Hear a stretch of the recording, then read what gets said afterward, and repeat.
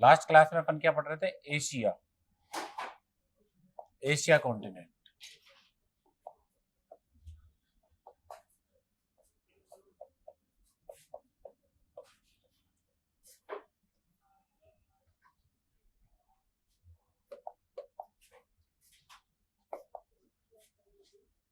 Asia महाद्वीप।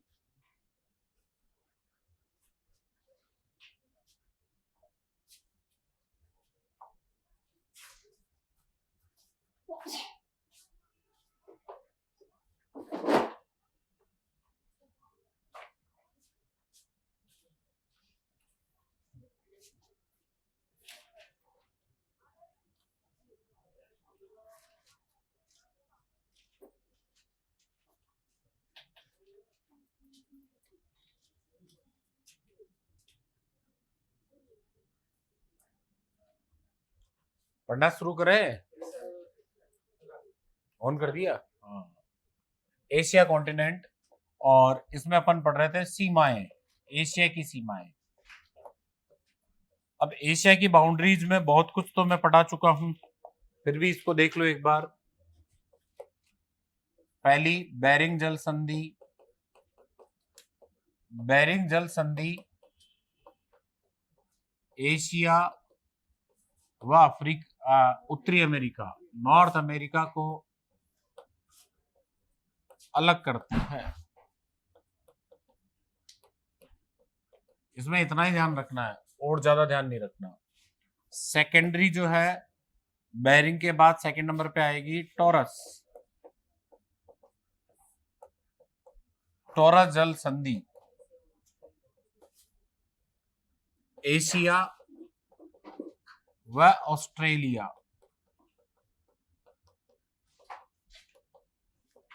के मध्य, Asia व ऑस्ट्रेलिया के मध्य। अब यहां रुको, मैंने जगह छुड़वाई थी ना, दो दो तीन तीन लाइनें। रुको और देखो,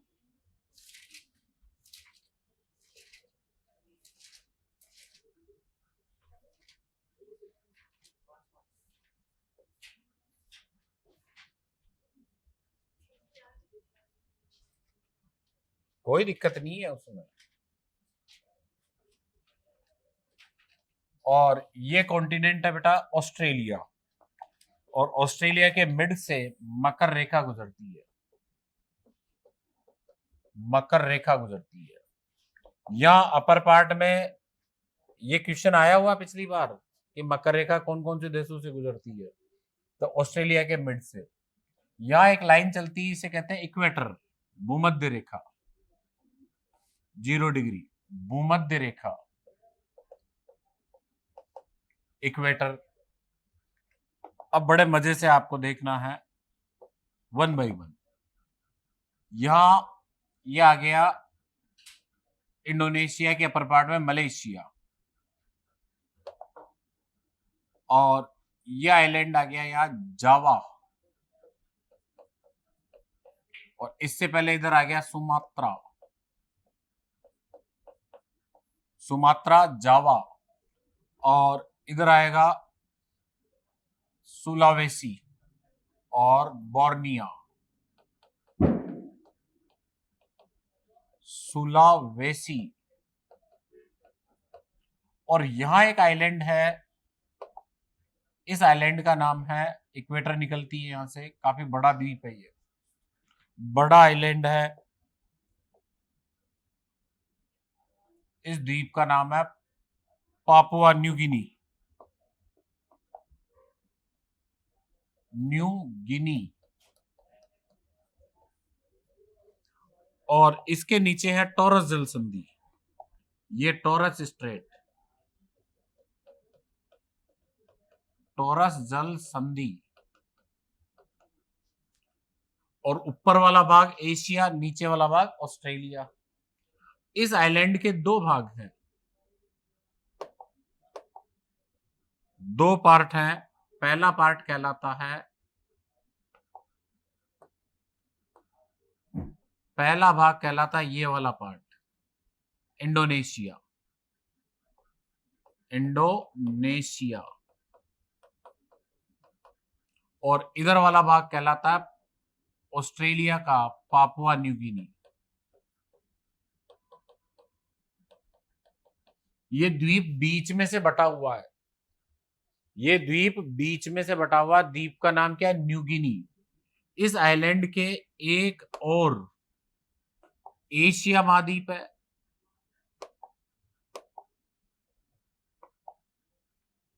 एक और एशिया महाद्वीप है, ये एशिया, और एक और ऑस्ट्रेलिया महाद्वीप है। तो कभी कभी एग्जाम में टॉरस जल संधि न पूछकर और क्या पूछा जाता है? Papua New Guinea island, New Guinea island कि कौन सा द्वीप दो महाद्वीपों में बटा हुआ है? ए ग्रीनलैंड, बी मेडागास्कर, सी सोकोत्रा और डी न्यू गिनी। तो न्यू गिनी बटा हुआ है।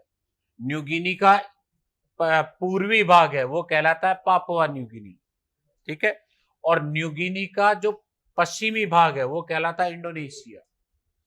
अब इंडोनेशिया में कौन कौन से द्वीप आते हैं? सीधा सवाल ये भी पूछा जा सकता है, क्वेश्चन पूछ ले कि इंडोनेशिया में कौन कौन से द्वीप आते हैं, तो सुमात्रा आता है, जावा आता है, सुलावेसी आता है, बोर्निया आता है और इरियन जया आता है। इरियन जया किसे कहा जाता है? तो एक वाला पार्ट तो कहलाएगा इस न्यू गिनी आइलैंड का पापुआ न्यू गिनी, और जो इंडोनेशिया वाला भाग है, इंडोनेशिया वाला भाग है, इसे कहा जाता है इरियन जया या इरियन जावा। बात एक ही है, Irian Jaya and Irian Java. Irian Java, Borneo, Sulawesi, Java और सुमात्रा, यहाँ आइलैंड आएगा ऊपर सुमात्रा। ये पांचों द्वीप जो है, पांचों भाग जो है, ये इंडोनेशिया के। और इंडोनेशिया किस में आता है? इंडोनेशिया यानी Asia. Indonesia it means Asia. Question एक सीधा भी आएगा कि एशिया में सबसे ज्यादा, विश्व में सबसे ज्यादा द्वीपों वाला देश कौन सा है? तो वो है इंडोनेशिया।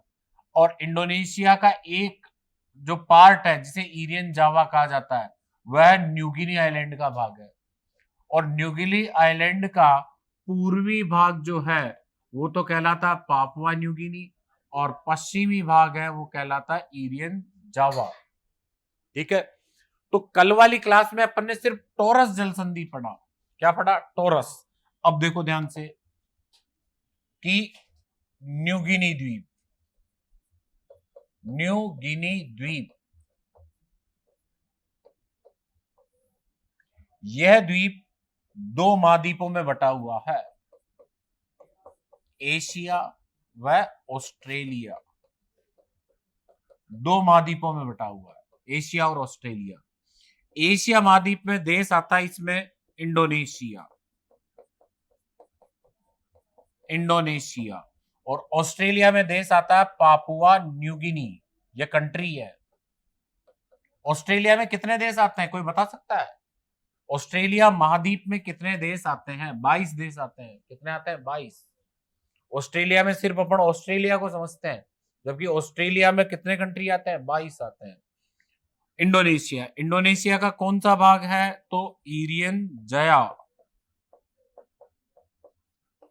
और पापुआ न्यू गिनी का कौन सा भाग है? तो पापुआ।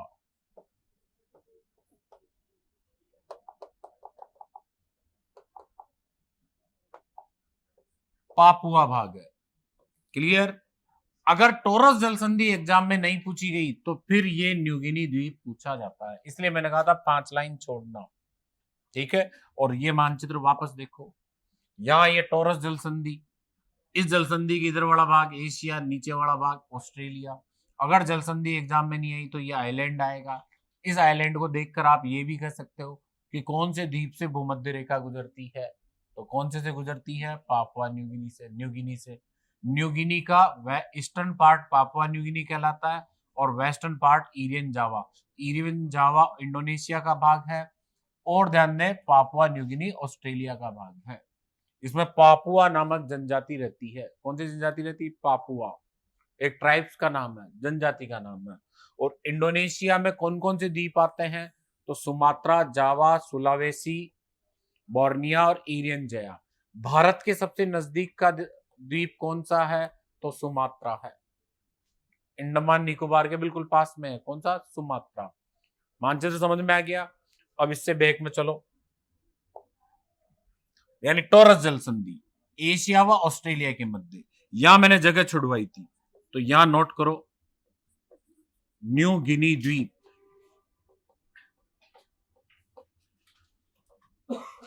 इसका पश्चिमी भाग एशिया महाद्वीप में, वह पूर्वी भाग ऑस्ट्रेलिया महाद्वीप में है।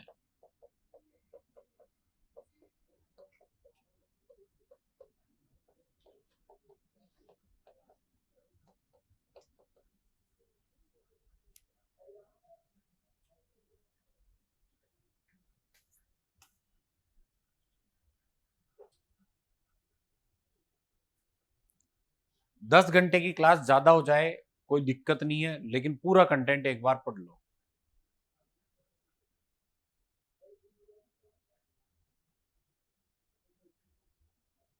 अभी नोट कर लेना वो इंडेक्स भी बेटा, और वो मानचित्र के भी फोटो खींच लेना, ठीक है ना।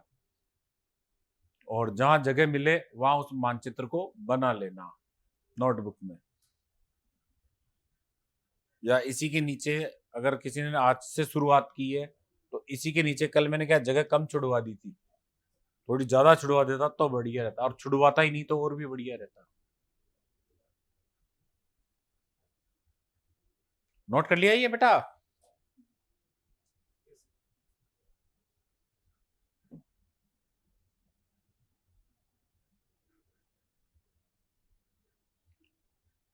अब सीधा सवाल पूछ ले कि मकर रेखा कौन से महाद्वीप को दो भागों में बांटती है? किसको बांटती है?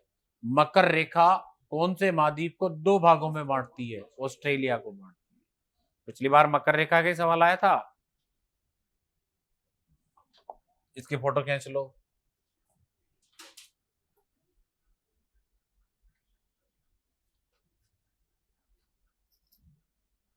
फोटो खींच लो, मानचित्रों की फोटो खींच के जब भी टाइम मिले एक बार देख लो।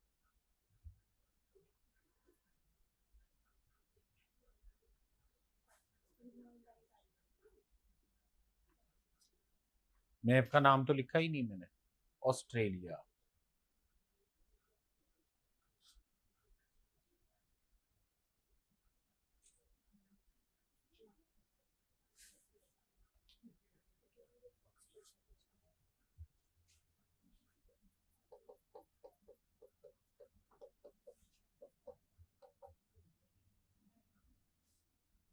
इसका अर्थ का अनर्थ करोगे, भारत के द्वीप है।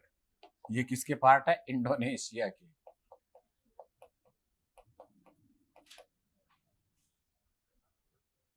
अब खींच लियो फोटो। अब मैंने इसको सही भी कर दिया। अब इस मैप में कोई बता सकता है न्यूजीलैंड कहाँ है? वो गुण दो, वो दो दिख रहे हैं ना, न्यूजीलैंड है। कहाँ की टीम खेलने के लिए आई हुई है? ऑस्ट्रेलिया की आई हुई ना। दो दिया भारत को, दो दिया, ठीक है। तो ये यहीं की टीम है।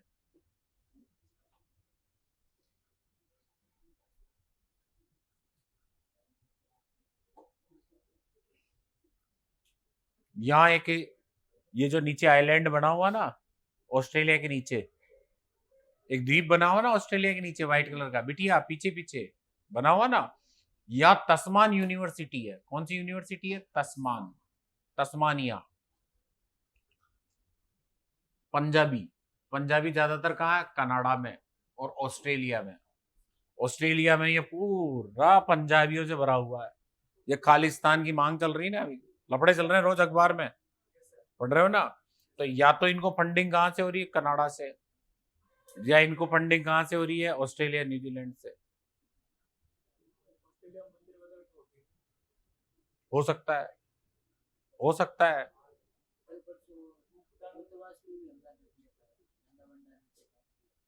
ब्रिटेन के।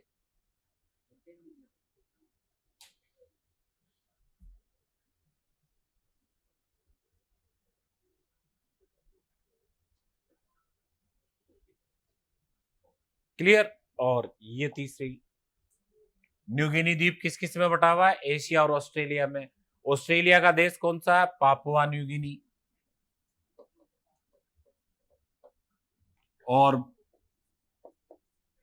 एशिया का देश कौन सा है? इंडोनेशिया। और इंडोनेशिया का कौन सा भाग है? तो ईरियन जया या जावा। और पापुआ न्यू गिनी का कौन सा भाग है? तो पापुआ। पापुआ एक भूमध्य रेखा पर निवास करने वाली जनजाति भी है।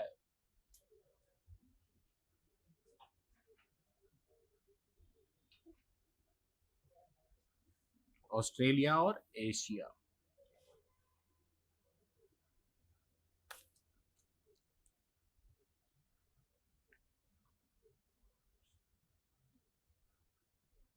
एक एक बार नजर से निकाल लो कंटेंट को, ताकि फिर उससे क्या होगा, चाहे 10 घंटे क्लास ज्यादा चले लेकिन ये रहेगा सेटिस्फेक्शन कि हाँ इसमें से ही क्वेश्चन पूछा जाएगा।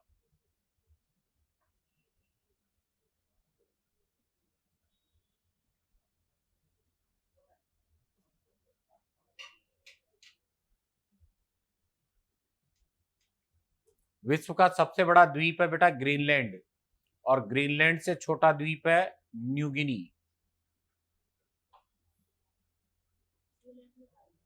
है बेटा, ये नोट कर लिया।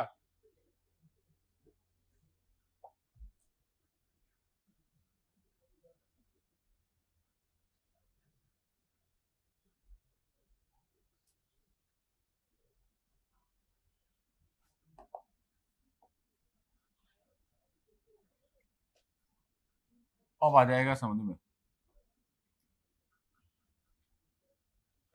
ठीक है,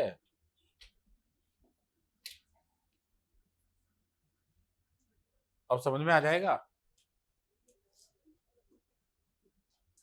ये मेन तथ्य नोट कर लिया गया न्यू गिनी आइलैंड का, बाकी और तो वैसे भी आगे पढ़ेंगे इसी में ही। ये पूरा इंडोनेशिया आएगा अभी।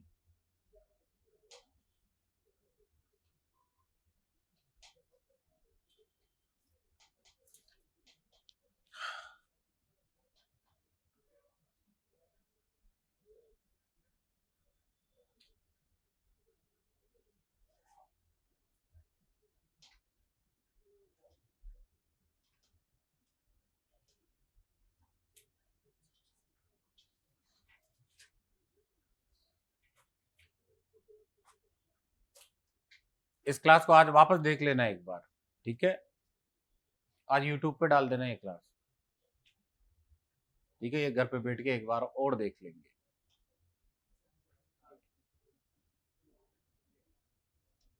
रिकॉर्डिंग तो चल ही रही है, यूट्यूब पर एक बार और देख लेना, फिर एप्लीकेशन जुड़ जाओ तो फिर एक बार और देख लेना। अभी अपने पास टाइम है 4-6 महीनों का, 4 महीने तो मान के चलो, तो इसमें जितना जीके को घोटना चाहो घोट लो। उधर उस पर भी ज्यादा मेहनत करो। किस पे? सब्जेक्ट पे।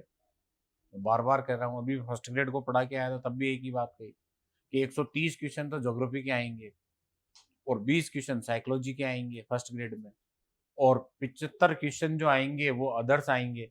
तो 75 और प्लस 20 कितना हुआ? 85 क्वेश्चन। बाकी सब्जेक्ट आपका 130 क्वेश्चन का है, और ज्यादा नहीं 150 क्वेश्चन सही हो रहे हैं आपके, तो आपका सिलेक्शन है। तो सब्जेक्ट कवर किया जा सकता है। सब्जेक्ट में 100 पार कर रहे हो तो वैसे ही आपका सब्जेक्ट मजबूत होना जरूरी है, ठीक है। लेकिन जीके को भी आपको हल्के में नहीं लेना। इसमें से तो 40% लाने हैं, इसमें भी 40% लाने हैं, अब दोनों में ही है। नोट कर लिया। अब वापस चलते हैं बैक में। तीसरे नंबर पे अपन ने पढ़ा था, थर्ड नंबर पे अफ्रीका के हाँ अफ्रीका के संदर्भ में पढ़ा था ना। हाँ, तो बावल मंडेव जल संधि पढ़ी थी। अफ्रीका व एशिया के मध्य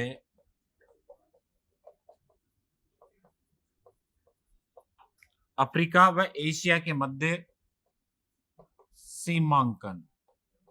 और इसमें क्या पढ़ा था? बाब अल मंडेव जल संधि। अब यहां भी मैंने लाइनें छुड़वाई थी। बाब अल मंडेव जल संधि,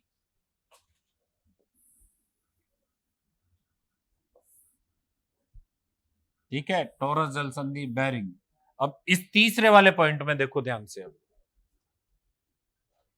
यहां तक तो अपन पहले लिख चुके थे, और जिन बच्चों ने नहीं लिखा आज आए हो वो नोट कर लो।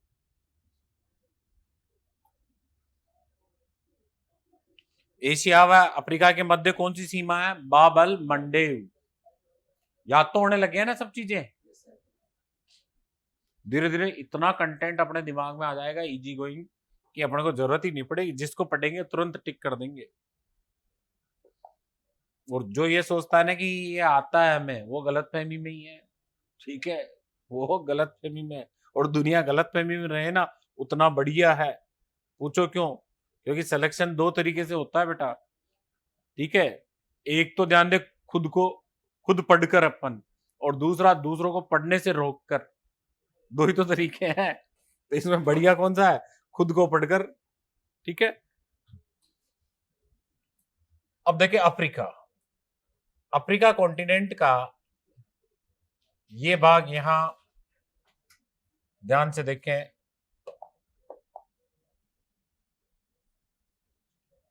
ये अपना सऊदी अरब, एशिया का। और यहां से आगे चलेंगे तो ये अपना इंडिया, हिंदुस्तान।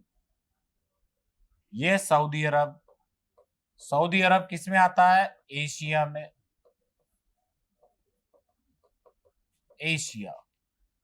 और ये यहां आ गया, ये अफ्रीका। अफ्रीका का यहां देश कौन सा आता है? इजिप्ट, मिस्र। और यहां आता है सूडान, सूडान। और यहां कंट्री आता है सोमालिया, सोमालिया। अब देखो ये क्षेत्र तो कहलाता है लाल सागर, पूरा का पूरा लाल सागर।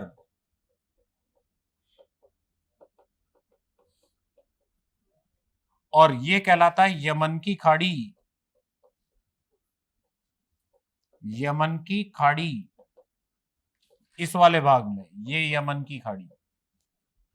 और इन दोनों को जोड़ने का काम ये जलसंधि करती है। इस जलसंधि का नाम है बाब अल मंडेव, बाब अल मंडेव जल संधि, बाब अल मंडेव जल संधि। और अपर पार्ट में यहां है स्वेज कैनाल, स्वेज नहर। और ऊपर कौन सा सागर है? भूमध्य सागर, भूमध्य सागर। तो देखो चार बातें, कितनी बातें? चार।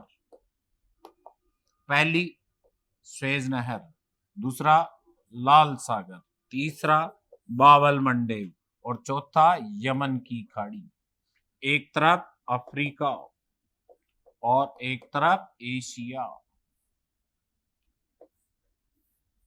अब बताओ एशिया व अफ्रीका के मध्य उत्तर से दक्षिण में कौन कौन सी सीमाएं हैं? ऊपर से नीचे कौन कौन सी सीमाएं हैं? स्वेज नहर के नीचे कौन है? लाल सागर के नीचे बावल मंडेव, और बावल मंडेव के नीचे यमन की खाड़ी। यमन की खाड़ी के ऊपर कौन है? बावल मंडेव के ऊपर कौन है? लाल सागर के ऊपर स्वेज नहर। देखो अब मैप को, स्वेज नहर के नीचे कौन है? ये लाल सागर। लाल सागर के यहाँ ये जल संधि कौन सी है? बावल मंडेव, फिर यमन की खाड़ी, ठीक है। अब वापस ध्यान से सुनो, इस चित्र को देखो और देखकर और मुझे एक सवाल का और जवाब दो कि स्वेज नहर जो है,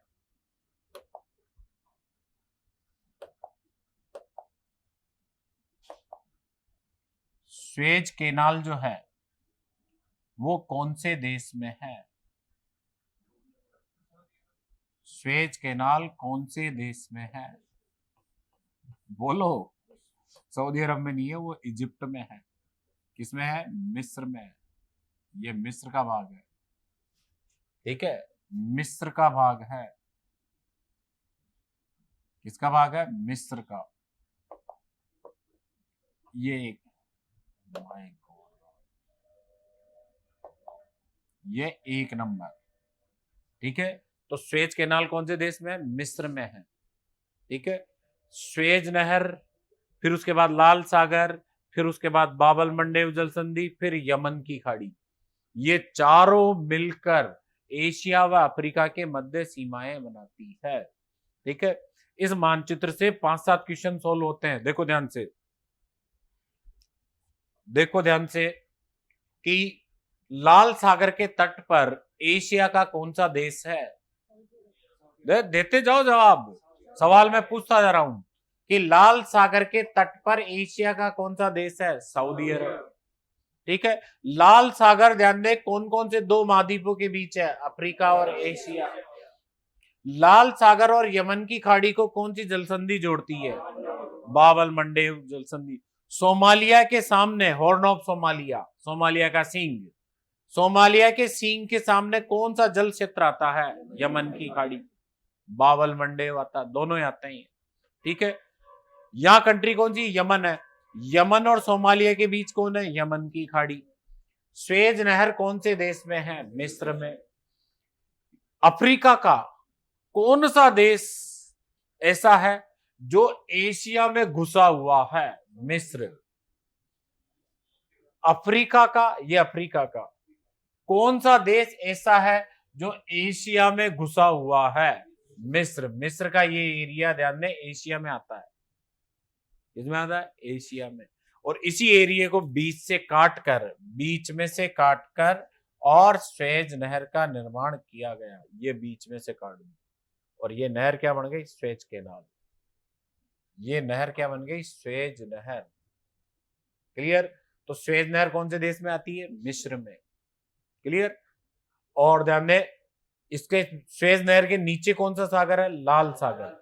अब सबसे पॉपुलर क्वेश्चन जो इसमें से पूछा जाएगा मानचित्र में से, वो है कि स्वेज नहर किस किस को जोड़ती है?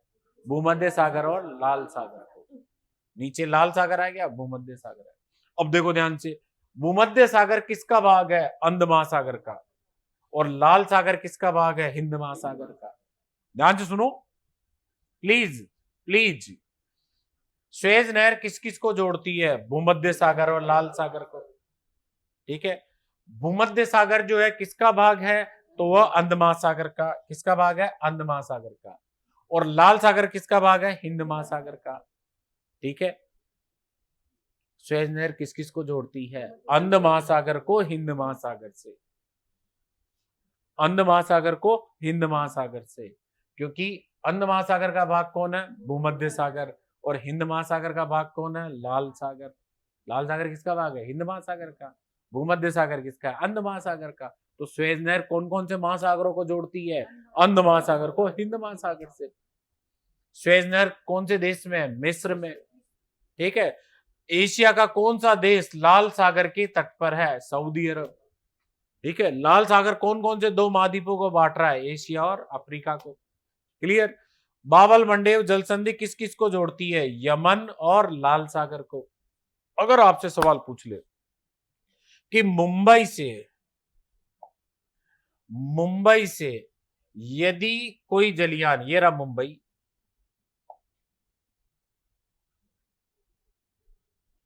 कब कौन सा एक्टिवेट हो जाए पता ही नहीं चले, डिजिटल बोर्ड है साहब। ये अपना मुंबई, मुंबई से यदि कोई जलयान स्वेज नहर की ओर जा रहा है तो वह कौन सी जल संधि से गुजरेगा? बाबल मंडेव से। कौन सी जल संधि से गुजरेगा? बाबल मंडेव। मुंबई यहां से जलयान चला, यमन की खाड़ी आया, ये अरब सागर है, यमन की खाड़ी आया, फिर बाबल मंडेव आया, फिर ऊपर जाएगा जलयान, पानी का जहाज, और जाकर स्वेज नहर को पार करके भूमध्य सागर में आ जाएगा। सामने इटली है, फ्रांस है, स्पेन है, ब्रिटेन है। क्लियर? तो मुंबई से कोई जहाज चला यूरोप की ओर तो कौन सी जलसंधि को पार करता है? वो बाबल मंडेव। बढ़ाने वाला कैसे भी सवाल बना सकता है। अपन ने इस मानचित्र को सिर्फ इन 4 चीजों के लिए पढ़ा, लेकिन इससे 4 चीजों से कितनी चीजें बाहर निकल के आ रही है, ये तो देखो आप। और यही चीज है, मैंने क्या कहा था कि अपन ज्योग्राफी को पढ़ रहे हैं, बेसिक को पढ़ रहे हैं, लेकिन आसपास की बहुत सारी चीजें कवर होगी इससे। ठीक है, अगर अखबार में कोई खबर आती है कि ध्यान दे भूमध्य सागर में एक जलियान डूब गया, मान लो आ गया, खबर आई, तो आप तुरंत पहचान जाओगे भूमध्य सागर वहां है। और ध्यान दे इसके नीचे स्वेज नहर है, इसके नीचे लाल सागर है।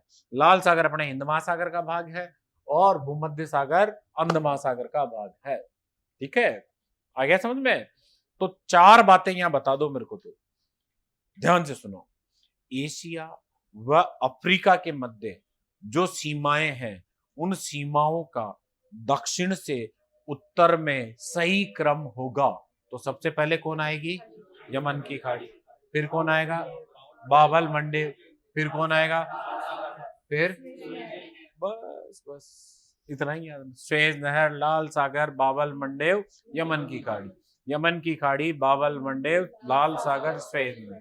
स्वेज नहर, लाल सागर, यमन की खाड़ी, चारों मिलकर एशिया और अफ्रीका को अलग करती है। क्लियर? तो नोट कर लो, इसकी तो फोटो खींच लो, ये आगे और पढ़ेंगे अपन। घर पे बना लेना बेटा, क्योंकि टाइम है अपने पास थोड़ा। ठीक है, क्योंकि बहुत सारा पार्ट पढ़ाना है इजी गो में, बिल्कुल सिंपल कर करके आपको देना है, ताकि आपको पता तो चल जाए इतना ही पढ़ूं मैं, तो इससे ज्यादा नहीं पढ़ूं।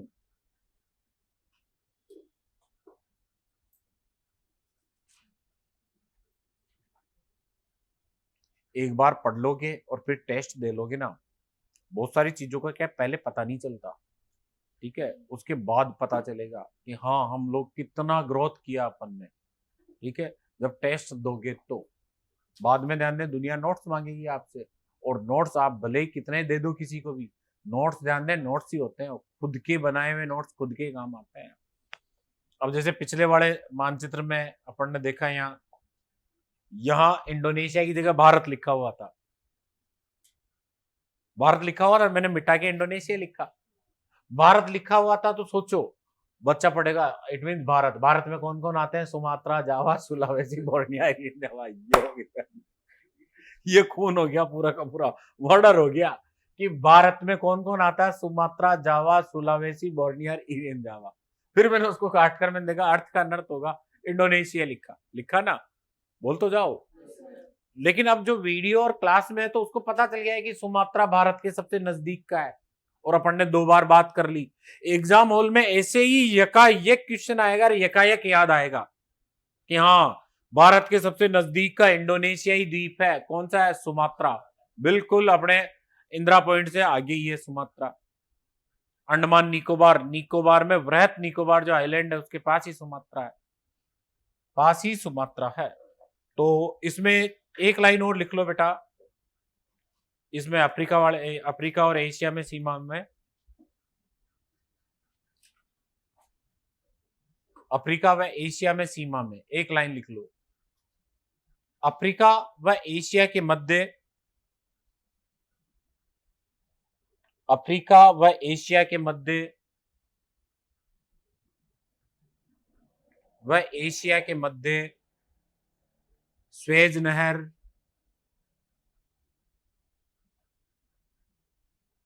स्वेज कैनाल, स्वेज नहर, लाल सागर,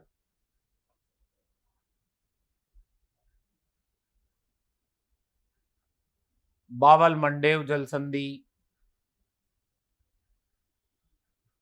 व यमन की खाड़ी स्थित है।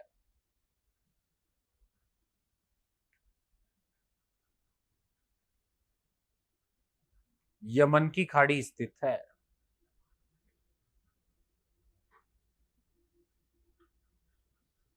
यमन की खाड़ी स्थित है। अब मुझे इतना बताओ बेटा, बेरिंग जल संधि किस किस को अलग करती है? एशिया और नॉर्थ अमेरिका को। एशिया और नॉर्थ अमेरिका, बोलो, एशिया व उत्तरी अमेरिका को। अगर टोरस जल संधि किस किस को अलग करती है? एशिया और ऑस्ट्रेलिया को। और न्यूगिनी द्वीप किस किस में बटा हुआ है? इंडोनेशिया और पापुआ न्यू गिनी में, यानी एशिया व ऑस्ट्रेलिया में। क्लियर। अब ध्यान दो, अगला सवाल, सुएज नहर कौन से देश में है? मिस्र में। सुएज नहर किस किस को जोड़ती है? भूमध्य सागर और लाल सागर को। बाबल मंडेव जल संधि किस किस को जोड़ती है? लाल सागर और यमन की खाड़ी को। किसको जोड़ती है? यमन की खाड़ी को। एशिया व अफ्रीका की सीमा पर 4 लैंडस्केप है, उन चारों स्थलाकृतियों का उत्तर से दक्षिण में सही क्रम क्या होगा? सुएज नहर, लाल सागर, बाबल मंडेव। चलेंगे। इसके बाद अपन ने पढ़ा था, वो पढ़ा था यूरोप के साथ सीमा।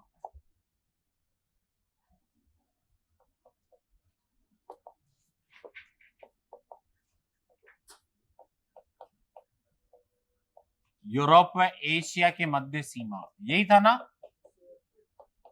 एशिया के मध्य सीमा। और इसमें अपन ने लिखा था यूराल पर्वत श्रृंखला, ये लिखा था ना? हाँ बेटा, जिब्राल्टर जल संधि तो एशिया और अफ्रीका, यूरोप और अफ्रीका के बीच है। यूरोप और अफ्रीका के बीच है जिब्राल्टर जल संधि। ठीक है, यहां आ रहा है यूरोप व एशिया की मध्य सीमा, तो कौन है? यूराल पर्वत श्रृंखला। यूराल पर्वत श्रृंखला, ये तो सबसे ज्यादा बार पूछा जाने वाला क्वेश्चन है, यूराल पर्वत श्रृंखला।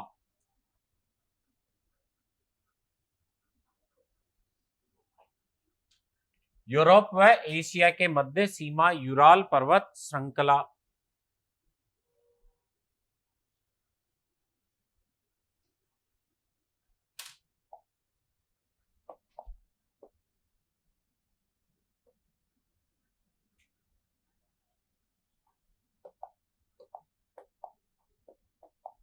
देखो ध्यान से, यहां तक अपन पढ़ चुके हैं।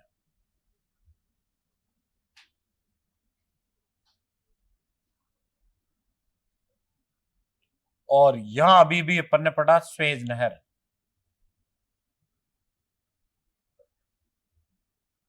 पढ़ा ना सुएज नहर। और यहां आ गया ये सऊदी अरब। यहां है कैस्पियन सागर। कैस्पियन सागर और ईरान। और ये देश कौन सा अपना? हिंदुस्तान, इंडिया। और यहां पर्वत श्रृंखला है यूराल, ये यूराल।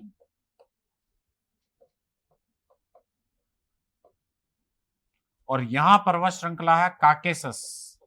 याद आया कुछ? Caucasus, Caucasus.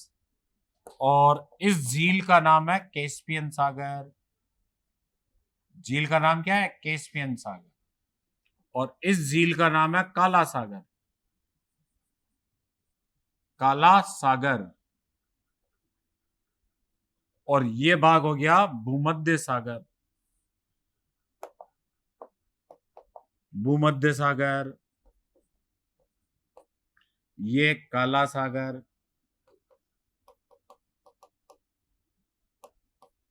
और ये कैस्पियन सागर।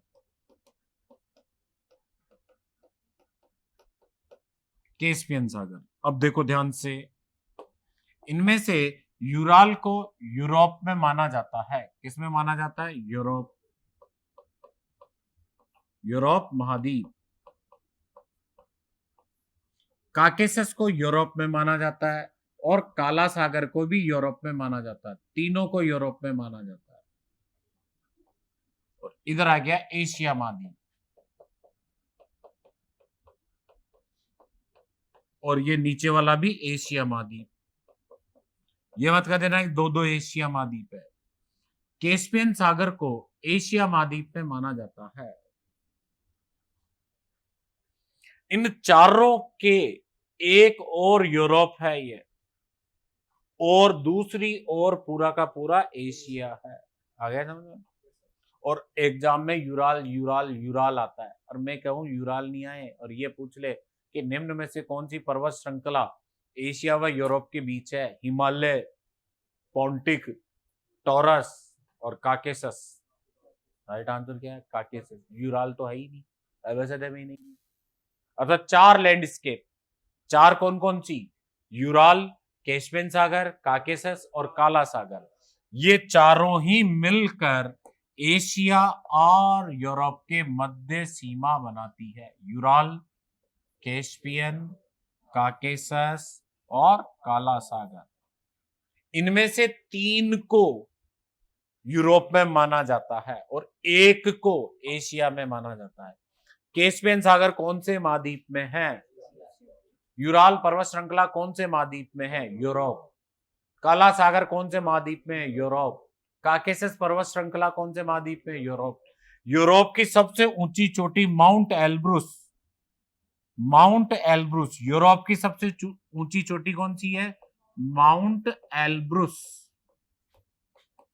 वो ध्यान दें, सबसे ऊंची चोटी है ये। कौन सी पर्वत श्रृंखला में है? तो ये है काकेसस में। और बोला क्या, यूरोप की सबसे ऊंची चोटी माउंट एल्ब्रस किसमें है? काकेसस में। तो काकेसस के नीचे तो एशिया, और खुद काकेसस किसमें है? यूरोप में। तो काकेसस खत्म होते ही कौन शुरू हो जाता है? एशिया। कैस्पियन सागर के उस साइड में कौन है? यूरोप। और कैस्पियन सागर का ज्यादा पार्ट किसमें आ रहा है? एशिया में। और काला सागर कंप्लीटली किसमें चला जाता है? यूरोप में।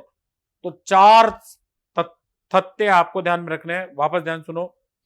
एशिया व यूरोप के मध्य 4 सीमाएं हैं, यूराल, कैस्पियन, काकेसस और काला। काला, काकेसस, कैस्पियन, यूराल।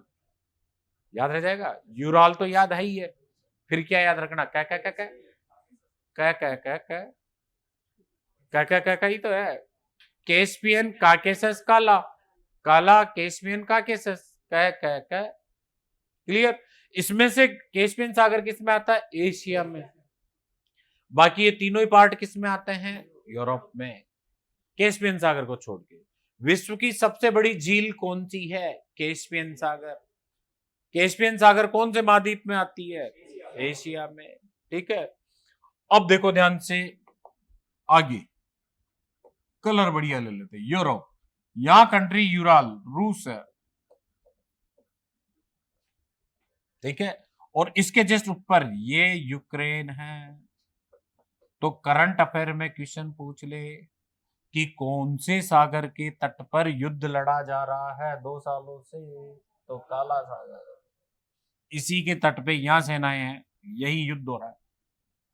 ठीक है, रूस यूक्रेन युद्ध हो रहा है ना, वो वहां नहीं हो रहा, यहां नहीं हो रहा, वो इस जगह हो रहा है। ये प्लस बनाया जहां, यानी एजोव सागर और काला सागर के ये एरिया यहां रूस ने अपना अधिकार कर लिया। ठीक है, और इधर वाले ये भी यूक्रेन था, इसको तोड़ अधिकार कर लिया यूक्रेन, अब इधर इधर ही बचा है, ज्यादा भाग रूस ने ले लिया अपने अंडर में। तो ये युद्ध का क्षेत्र है, इसके ऊपर वाला पार्ट। तो ये युद्ध कहां हो रहा है? यूरोप में। पहला विश्व युद्ध कहां हुआ? यूरोप में। दूसरा विश्व युद्ध कहां हुआ? यूरोप में। ठीक है, और ये तीसरा जो युद्ध हो रहा बड़ा, ये भी कहां हो रहा है? यूरोप में। आ गया समझ में? फोटो खींच लो और 4 बातें नोट करो इसमें।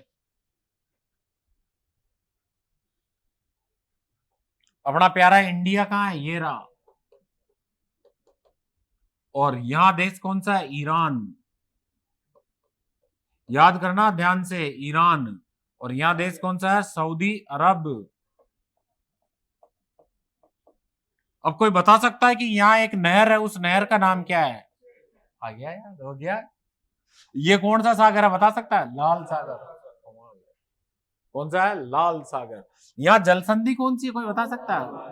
वेरी गुड, इससे ज्यादा क्या चाहिए मुझे कि एक झटके में मैंने आपको सिखा दिया, ज्यादा टाइम नहीं लगाया। इसमें 2 बातें होती है, एक तो स्टूडेंट ब्रिलियंट चाहिए, और आप लोग ब्रिलियंट ही हो।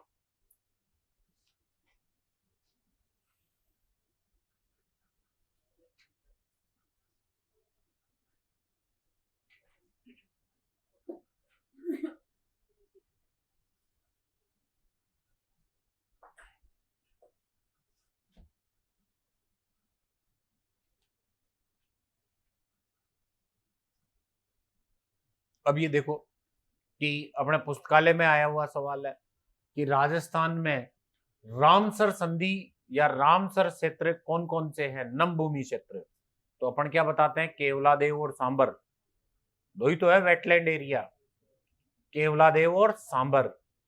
अब ध्यान से सुनो, सुनने का काम ज्यादा रखो। वेटलैंड डे कब मनाया जाता है? 2 फरवरी को। कब मनाया जाता है? वेटलैंड डे, नमभूमि दिवस कब मनाया जाता है? 2 फरवरी को। ठीक है, 2 फरवरी को। वेटलैंड समझौता कहां हुआ? कैस्पियन सागर के तट पर, यहां हुआ समझौता 1971 में, 2 फरवरी 1971 में वेटलैंड समझौता ईरान देश में हुआ। और जो नगर था, कस्बा था, उसका नाम था रामसर। क्या था? रामसर। इसीलिए इन सबको, जितने भी वेटलैंड कंजर्वेट एरिया, उनको क्या कहा जाता है? रामसर साइट कहा जाता है। कौन सी झील के किनारे? कैस्पियन। अब पूछ ले कि निम्न में से कौन सा देश कैस्पियन सागर के तट पर है? ए ईरान, बी पाकिस्तान, सी अफगानिस्तान और डी इराक। तो कौन सा है? ईरान है। ईरान है, इराक तो इधर आ गया। ठीक है, कौन सा है? ईरान। तो नोट करो पहली लाइन में एशिया, हाँ उसी के नीचे नोट कर लो, एशिया व यूरोप के मध्य, एशिया व यूरोप के मध्य निम्न 4 सीमाएं हैं।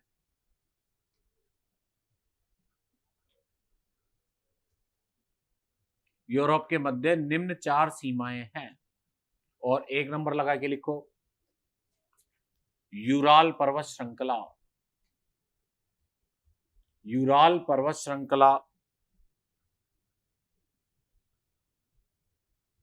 और आगे महाद्वीप का नाम लिखो, ऑस्ट्रेलिया या Africa? Europe. Very good, Europe लिखो आगे। यूराल पर्वत श्रृंखला के आगे ब्रैकेट में लिखो यूरोप। यूराल पर्वत श्रृंखला कौन से महाद्वीप में है? यूरोप में। किसमें है? यूरोप में। एशिया और यूरोप की सीमाओं पर 4 स्थलाकृतियां हैं, इनमें से कौन सी यूरोप में नहीं है? कैस्पियन सागर। 2 नंबर लगा के लिखो, कैस्पियन सागर। कैस्पियन सागर क्रम से लिखना, कैस्पियन सागर। आगे महाद्वीप कौन सा आएगा? Africa, Asia. कौन सा आएगा? एशिया। 3 नंबर पे लिखो, काकेसस पर्वत श्रृंखला, काकेसस पर्वत श्रृंखला। और इसमें महाद्वीप कौन सा आएगा? यूरोप। और चौथे नंबर पे क्या आएगा? जल्दी बताओ। काला सागर। काला सागर महाद्वीप कौन सा? यूरोप।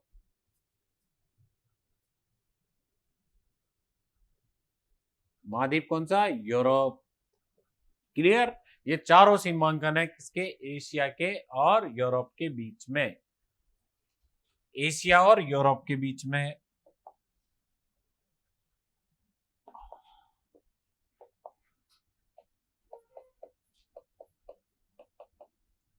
एशिया के प्रमुख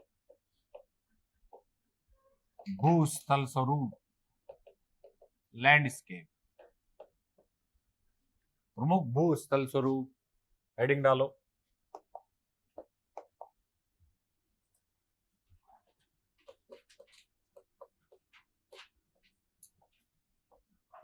एशिया की झीलें, 1 नंबर।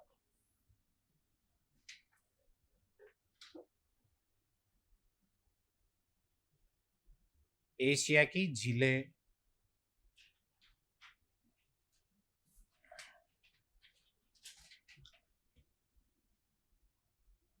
एशिया की झीलें लिख लिया? बोलो बेटा, एक डाल ली। अब क्या पढ़ेंगे अपन? एशिया की प्रमुख झीलों को पढ़ेंगे। ये एशिया महाद्वीप,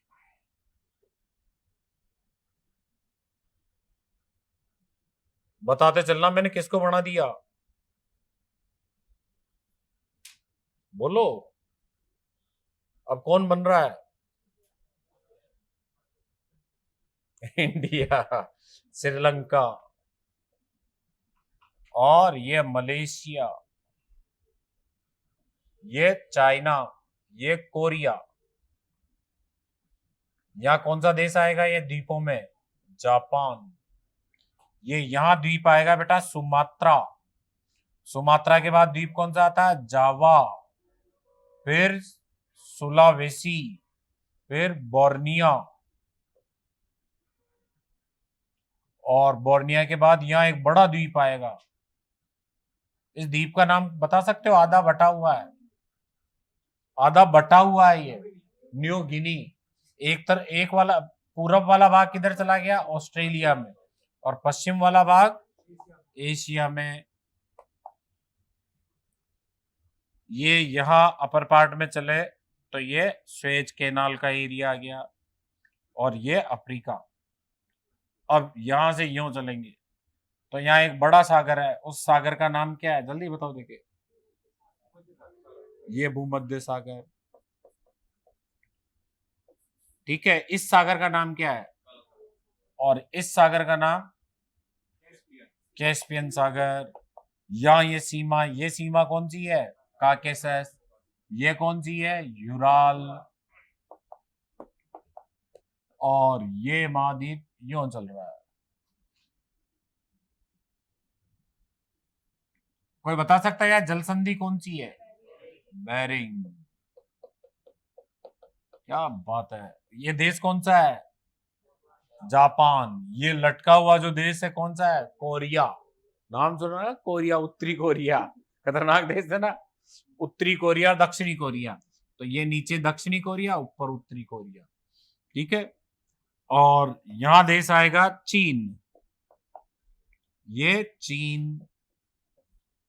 यहां देश भारत। ठीक है, और ये सऊदी अरब। मानचित्र बनाने से पता तो चल जाता ना कौन सा देश कहां है। यहां कंट्री कौन सी है? मंगोलिया। यहां से कौन आया था? मैंने कहानी भी बताई थी आपको, चंगेज खान। मंगोलिया। तो ये झील कौन सी है? कैस्पियन। अब टॉपिक चल रहा है एशिया की प्रमुख झीलें। कई सांबर झील को इनका नाम मतलब देना, ये इनके आगे कहीं नहीं अड़ती। पहली लेक है बेटा लेक बैकाल। कौन सी झील है? बैकाल। दूसरी है अरल सागर। तीसरी है बाल्कस लेक। और चौथी विश्व की सबसे बड़ी झील कौन सी है? कैस्पियन सागर। ठीक है, और पांचवी झील है मृत सागर। और छठी झील है, इसे पांचवी कर देना, इसे छठी कर देना, वान झील। और सातवीं झील है टॉनले झील। ये 7 झीलें ही आपको एग्जाम में पूछी जाएगी। पहली का नाम है बैकाल,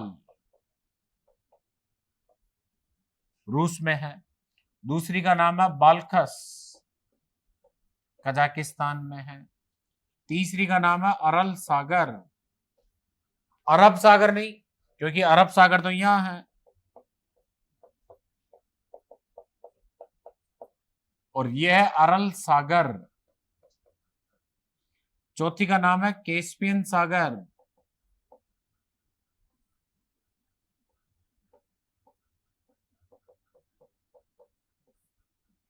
और पांचवी का नाम है वान लेक, वान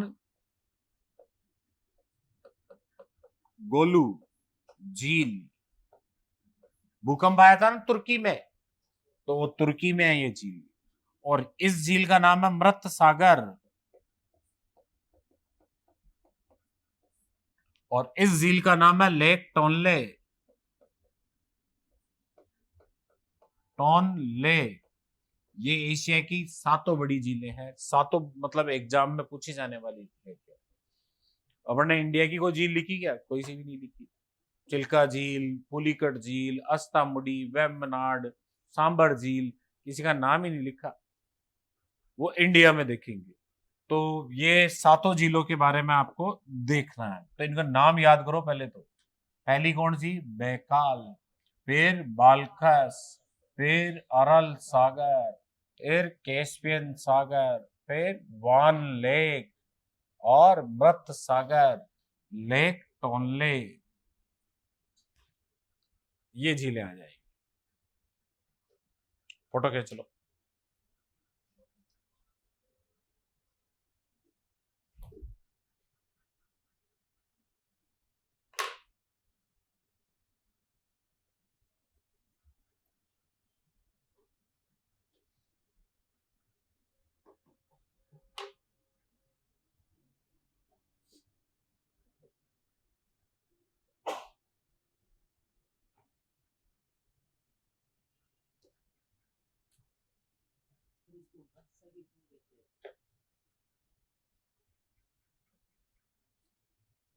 वान झील और मृत सागर दो ऐसे हैं इसमें जिनमें लवणता बहुत ज्यादा है, तो साल्ट ज्यादा होने के कारण कोई बॉटनिकल और जूलॉजिकल जीव पैदा नहीं होते, यानी बॉटनी और जूलॉजी के रिगार्डिंग कोई भी जीवन यहाँ नहीं है, इसलिए इसे मृत सागर कहा जाता है। ठीक है, काला सागर को ध्यान दो, पहले ये क्या होता था, यूरोप के रिगार्डिंग ये डार्क एरिया में आता। अच्छा एक बात बताओ, काला महाद्वीप या डार्क कॉन्टिनेंट किसे कहते हैं? अफ्रीका को कहते हैं। तो क्या अफ्रीका काला है क्या? है? क्यों काले मध्य अफ्रीका में है, तो काले तो वेस्ट इंडीज और उसमें भी है, दक्षिणी अमेरिका में भी, ऑस्ट्रेलिया में भी मूल लोग काले हैं, न्यूजीलैंड के मूल लोग भी काले हैं। ऑस्ट्रेलिया के मूल लोगों को क्या कहता है? एबॉर्जिन्स कहा जाता है, और न्यूजीलैंड के मूल लोगों को माओरी कहा जाता है। अपने मूल लोगों को अपन क्या कहते हैं? गोंड, भील, अंडमानी, निकोबारी, ठीक है, सेंटलीज, ये मूल लोग है। अपन तो हाइब्रिड लोग है, अपन तो हाइब्रिड लोग है। हो सकता है अपने में कोई पुरखा ऐसा हो जिनका संबंध ईरान से बना हो, ठीक है, यानी मम्मी ईरान की आ गई हो। हाँ हाँ, यही तो, अपन तो हाइब्रिड है भाई, क्लियर। अपनी तो ब्रीड चेंज है। अपन को अगर देखो, राजस्थान में अपन को मूल लोगों को ब्लड ग्रुप को चेक करना है और रिसर्च करना है, तो अपन किसको पकड़ेंगे? जो जंगल में रहता हो, जिसका दुनिया से कोई लेना देना नहीं हो, जिसके पूर्वज भी जंगल से रहते आए हो, तो अपन किनको लेंगे? भील लोगों को लेंगे। ठीक है, अब जाके भील लोग लोगों से मिलने लगे हैं, वरना ध्यान दे भील लोग तो मूल लोग है। राजस्थान के मूल लोग किन्हें कहा जाता है? भीलों को ही तो कहा जाता है, भील लोगों को, भील ट्राइब्स को कहा जाता है। ठीक है, तो अगर अपन को ट्राइब्स का ध्यान में अगर रिसर्च करना है, तो अपन को मौलिक चीजें देखनी पड़ेगी। धीरे धीरे चीजें जो जो बाहरी आवरण से संपर्क में आती है, हाइब्रिड होती जाती है, क्योंकि ब्रीड नस्ल चेंज होती जाती है। अब एक बात बताओ, अपना है जयपुर के, सीकर के, चोमू के है, और अपन दक्षिणी अफ्रीका चले गए, तो दक्षिणी अफ्रीका जाने के बाद भी क्या अपन तेजादशमी को भूल जाएंगे? नहीं भूलेंगे ना। जो ही तेजादशमी आएगी, सुनो तेजा जी रे, ठीक है, सुनो तेजादशमी, जो वहां अगर अपन को मंदिर बनाना होगा, थान बनाना होगा, तेजा जी का ही तो बनाएंगे दक्षिणी अफ्रीका में। अब अपनी बाई चांस श्रीमती जी है, वो अफ्रीका की काली मैडम है और बाल घुंघराले हैं, मान लो, मानने में कहा दिक्कत है, ठीक है, वो वैसी पत्नी अपन को मिल गई, तो अपनी जो नई जनरेशन आएगी उसको आप अपने गांव लाएंगे, लच्छरा गांव चाल के तरह, ठीक है। अब अपन जयपुर लाएंगे, गांव लाएंगे, तो वो छोरा आएगा यूं, बाल घुंघराले, हो सकता है रंग उसका थोड़ा सा सफेद हो, और छोटा सा आ रहा है, बोले जड़ूला राख रहे, कह रहे जड़ूले तो बचपन से ही है। अपने वाले के तो नहीं लगेंगे, पूछ के कुत्ते भी जान जाएंगे ये तो अपना ही है क्या? भाभी जी के लग जाएंगी पीछे कुत्ते तो भाभी जी कहा की अफ्रीका की है, आ रहा सुन में, तो ब्रीड चेंज हो जाएगी, ब्रीड चेंज हो जाती है, बोले कुत्ते लग जाएंगे। तो चलो, सबसे पहले लिखो बैकाल लेक, नोट करो, बैकाल झील, लेक बैकाल।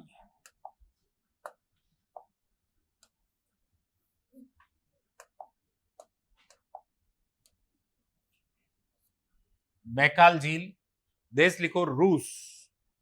कौन से देश में? रूस में। और इसमें दो बातें बड़ी इंपॉर्टेंट है, दो क्या तीन बातें।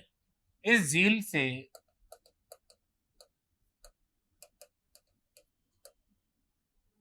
लीना नदी का उद्गम होता है?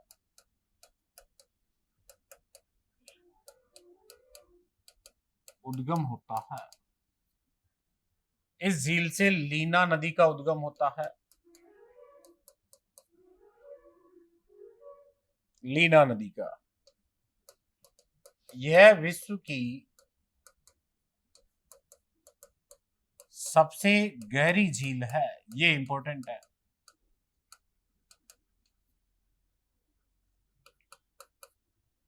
आयतन के आधार पर, आयतन के आधार पर यह विश्व की सबसे बड़ी मीठे पानी की झील है।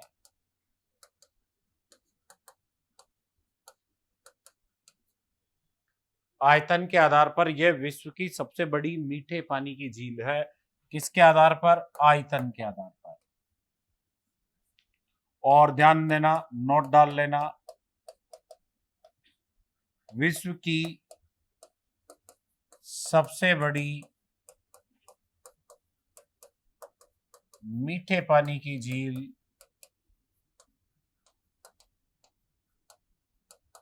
लेक सुपीरियर है।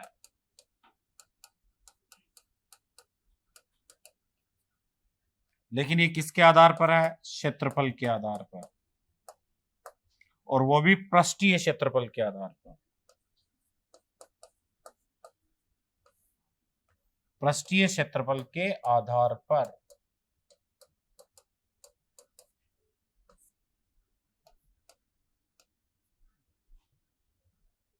नोट डाल के लिखना, विश्व की सबसे बड़ी मीठे पानी की झील लेक सुपीरियर।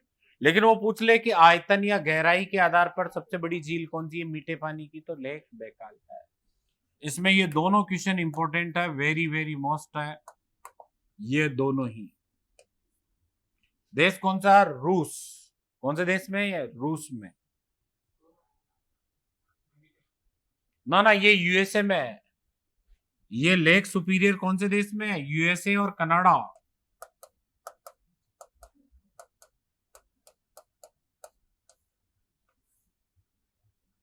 यूएसए और कनाडा।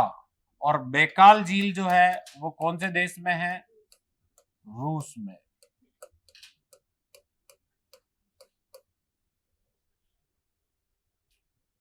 बैकाल झील रूस में है।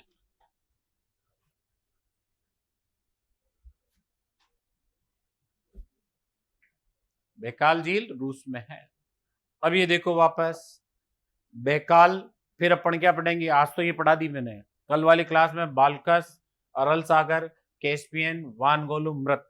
फिर इसके बाद नदियां पढ़ेंगे और इसके नदियों के मैदान, फिर द्वीप पढ़ेंगे कि एशिया की मेन मेन चीजें कैसे कौन कौन सी है।